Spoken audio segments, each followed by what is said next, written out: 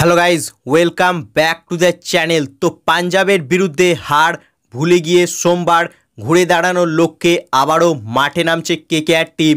এবার সামনে প্রতিপক্ষ শুভমান গিলের নন স্টপেবল গুজরাট টাইটেন্স, যারা এই মুহূর্তে 7 ম্যাচের মধ্যে 5টিতে জয়লাভ করেছে। যদিও কেকেআরেরও উচিত ছিল 7 ম্যাচের মধ্যে 5টি জয়লাভ করার, কিন্তু দুটো ম্যাচ তারা জঘন্য খেলে হেরেছে।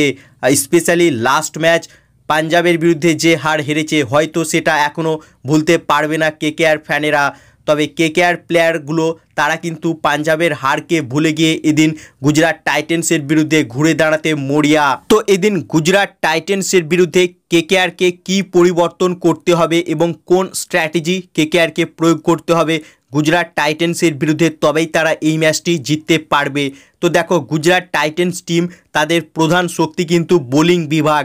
ব্যাটিংয়ে তাদের খুব একটা দম নেই, টপ 3-র উপর নির্ভরশীল কিন্তু ব্যাটিংয়ে তারা, যেখানে সাই সুদর্শন, শুভমান গিল আর জস বাটলার, এই 3জন ব্যাটসম্যানের উপর নির্ভরশীল গুজরাট টাইটেন্স টিমের ব্যাটিং বিভাগ।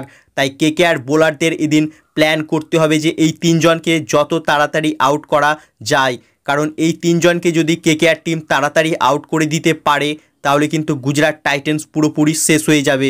কারণ গুজরাটের ব্যাটিংয়ে মিডল অর্ডারে বা ফিনিশিং বিভাগে খুব একটা ডেপথ নেই, তারা টপ 3-র উপর রিলাই করে থাকে। তাই যেহেতু কেকেআরের কোচিং বিভাগে অভিষেক নায়ার যোগ দিয়েছে, তাই এদিন গুজরাট টাইটেন্সের বিরুদ্ধে কেকেআর টিমের আমরা এই স্ট্র্যাটেজিটা দেখতে পেতে পারি যে কেকেআরের বোলাররা কিন্তু ট্রাই করবে গুজরাট টাইটেন্স টিমের টপ 3 ব্যাটসম্যানকে তাড়াতাড়ি আউট করার, এবং কোন বোলার এটা করতে পারবে সেটাও কিন্তু কেকেআরকে খুঁজে বার করতে হবে। হর্ষিত রানা রয়েছে যে কিনা জস বাটলার, শুভমান গিল এবং সাই সুদর্শন এদেরকে আউট করতে পারে, তাই হর্ষিত রানাকে পাওয়ার প্লেতে বল করাতে হবে। এছাড়াও মঈন আলী যদি একাদশে খেলে তাহলে বাটলারের সামনে মঈন আলীকে নিয়ে আসতে হবে।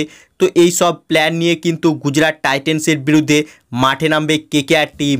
তো এদিন গুজরাট টাইটেন্স টিমের বিরুদ্ধে কেকেআরের ব্যাটিং অর্ডারে কি পরিবর্তন হতে পারে? রোবমান পাওয়েলকে কি আমরা কেকেআরের একাদশে দেখতে পেতে পারি এই ম্যাচে?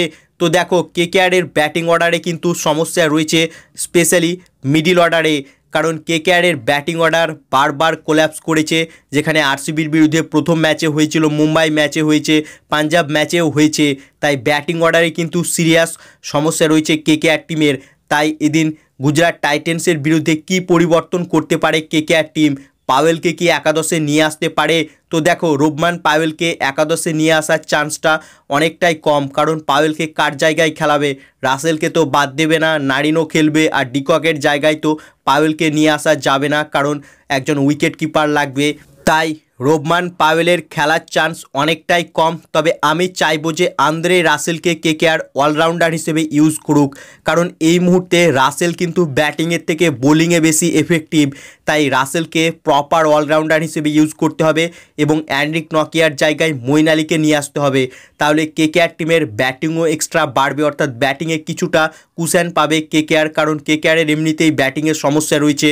তাই রাসেলকে প্রপার অলরাউন্ডার হিসেবে ইউজ করা উচিত আর মঈন আলীকে নিয়ে আসতে হবে। তাহলে কিন্তু কেকেআরের ব্যাটিং অর্ডার শর্ট আউট হতে পারে, কারণ কেকেআরের যে প্লেয়ারগুলো রয়েছে তারা কিন্তু সব প্লেয়ারই ভালো প্লেয়ার, সবাই কিন্তু ম্যাচ উইনার প্লেয়ার রয়েছে। তবে কিছু সমস্যা রয়েছে, তবে পরের ম্যাচগুলো থেকে সেন্সিবলি ব্যাটিং করতে হবে কেকেআরের ব্যাটসম্যানদের, কারণ কেকেআর টিমে যে প্লেয়ারগুলো রয়েছে তারা এক একটা সব ম্যাচ উইনার, ভেঙ্কাটেশ আয়ার, রিঙ্কু সিং, রামানদীপ সিং, আন্দ্রে রাসেল।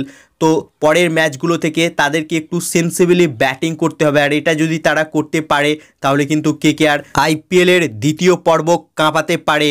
তাই এদিন গুজরাট টাইটেন্সের বিরুদ্ধে কেকেআরের ব্যাটসম্যানদের একটু সজাগ থাকতে হবে বাউন্সার বলের জন্য, কারণ প্রসিদ্ধ কৃষ্ণ, মোহাম্মদ সিরাজ, ইশান্ত শর্মা এরা কিন্তু মিডিল ওভারে বাউন্সার ভালো মারবে।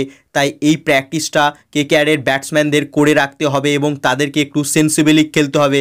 আর যদি এটা কেকেআরের ব্যাট প্লেয়ারগুলো করতে পারে তাহলে কিন্তু গুজরাট টাইটেন্সের বিরুদ্ধে একতরফা ম্যাচ জিততে পারে কেকেআর টিম। বাকি তোমাদের কি মনে হয় এদিন গুজরাট টাইটেন্সের বিরুদ্ধে কেকেআরের ব্যাটিং অর্ডারে কি পরিবর্তন করা উচিত? তোমাদের কি মতামত এ বিষয়ে তা কমেন্টে লিখে জানাও, এবং কেকেআরের ফ্যান হয়ে এই ম্যাচে কেকেআরকে জিততে দেখতে চাইলে ভিডিওটিকে করো লাইক, এবং আইপিএল ও কেকেআর সম্বন্ধে আরও খবর পাওয়ার জন্য চ্যানেলকে করো সাবস্ক্রাইব। ধন্যবাদ।